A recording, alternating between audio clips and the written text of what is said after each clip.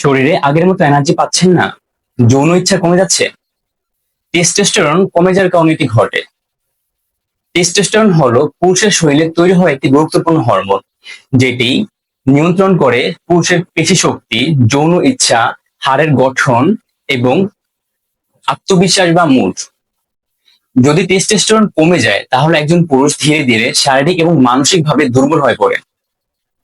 আর এই টেস্টোস্টেরন গঠনের প্রধান উপাদান হচ্ছে জিঙ্ক নামে একটি মিনারেল, যেটি আমরা পেতে পারি বাদাম থেকে, সিড জাতীয় খাবার যেমন পাম্পকিন সিড বা এই জাতীয় খাবার থেকে। তাছাড়া আমরা পেতে পারি গরুর মাংস, মুরগির মাংস থেকে। কিন্তু যখন একজন পুরুষের টেস্টোস্টেরনের পরিমাণ কমতে শুরু করে, তখন এই প্রাকৃতিক উপায়ে অনেক সময় টেস্টোস্টেরনের ঘাটতি পূরণ করা সম্ভব হয়ে ওঠে না। তখন চাইলে আপনারা জিঙ্কের সাপ্লিমেন্ট নিতে পারেন। বাজারে স্কোয়ার জিঙ্ক অথবা জিঙ্ক আম নামে মেডিসিন পাওয়া যায়। আচ্ছা, এটি কখন এবং কিভাবে নেবেন? আপনি 20 mg জিঙ্ক সাপ্লিমেন্ট দৈনিক 2টি করে নিতে পারেন, সকালে এবং রাত্রে। আর এটি তেমন কোনো সাইড ইফেক্ট নেই।